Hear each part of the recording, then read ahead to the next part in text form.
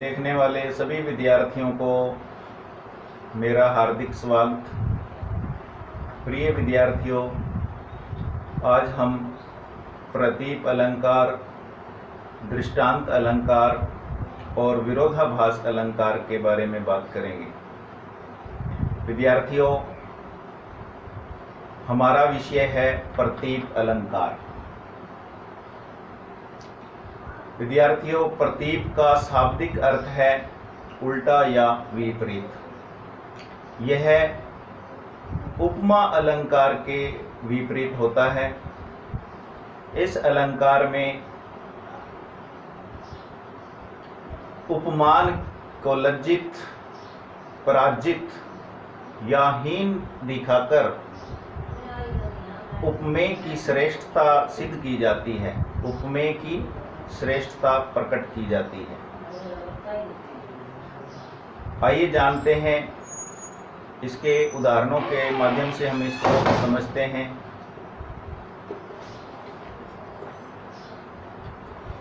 परिभाषा में विद्यार्थियों लिखा है, यह उपमा अलंकार के विपरीत है, उल्टा होता है। इस अलंकार में उपमान, जिस उपमा अलंकार में हम उपमेय की तुलना उपमान के साथ करते थे, वही उपमान अब लज्जित, पराजित या हीन दिखाकर जो उपमेय है उसको श्रेष्ठ बताया जाता है।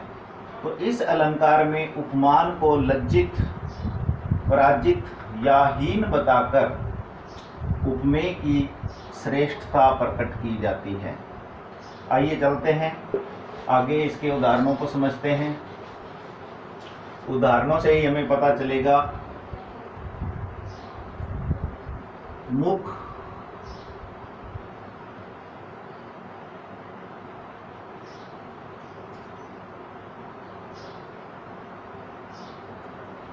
नेत्र के समान कमल है। विद्यार्थियों, ये हमारे सामने उदाहरण है। देखो, यह हमारा उपमेय है, अर्थात साधारण वस्तु। ये समानता के लिए शब्द आया है, और जो कमल है वो उपमान है। प्रिय विद्यार्थियों, उपमा अलंकार होता तो उसमें कमल सदृश नेत्र लिखा मिलता हमें। नेत्र हमारा उपमेय होता उसमें, और कमल उपमान के साथ उसकी तुलना की जाती। लेकिन हमने पूर्व में ही कह दिया है कि प्रतीप उपमा अलंकार के विपरीत है। तो देखो, उपमेय को उपमान से श्रेष्ठ बताया गया है, तो यहाँ पे प्रतीप अलंकार है। एक और उदाहरण देखते हैं।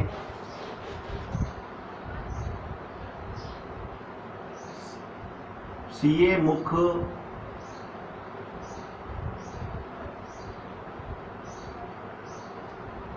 समता,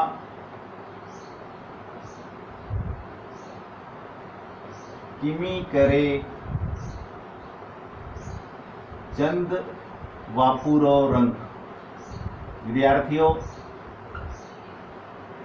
यहाँ भी उपमेय को उपमान से श्रेष्ठ बताया गया है। सिए अर्थात सीता के लिए आया है। सीता का जो मुख है, समता बराबरी के लिए आया है। किमी अर्थात कैसे। वापुरो बेचारा, और रंक भिखारी के लिए है, और चंद चंद्रमा के लिए आया है।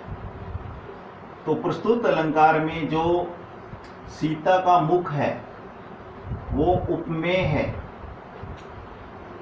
और जो चंद है, चंद्रमा, वो उपमान है। लेकिन प्रतीप में क्या बताया गया है कि जो चंद्रमा बेचारा भिखारी की तरह सीता के मुख की समता बराबरी कैसे कर सकता है।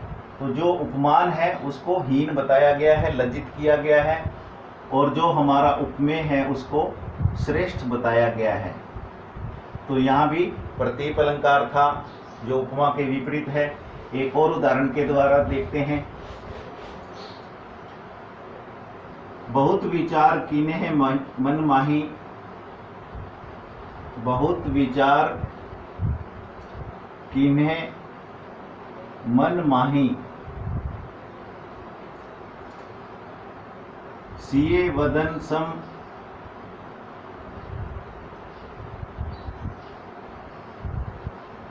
हिमकर नाही। विद्यार्थियों, यहां हम देख रहे हैं सीए सीता के लिए आया है, वदन मुख सम समानता के लिए आया है, हिमकर चंद्रमा को कहते हैं, चांद को कहते हैं। तो कवि कहता है कि बहुत विचार कीन्हे मन माही, मन में तो बहुत विचार किया परंतु सिए वदन सम हिमकर नाही। आगे उसने कहा है कि सिए सीता के मुख के बराबर चंद्रमा नहीं है।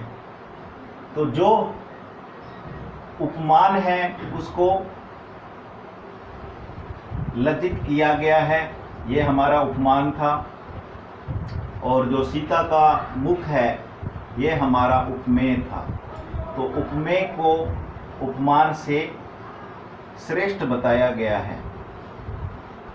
प्रिय विद्यार्थियों, सिए बहुत विचार कीन्हे मन माही, सिए वदन सम हिमकर नाई, यहाँ भी हमारा जो उपमान है उसको लज्जित करके उपमेय को श्रेष्ठ बताया गया है, प्रतीप अलंकार है।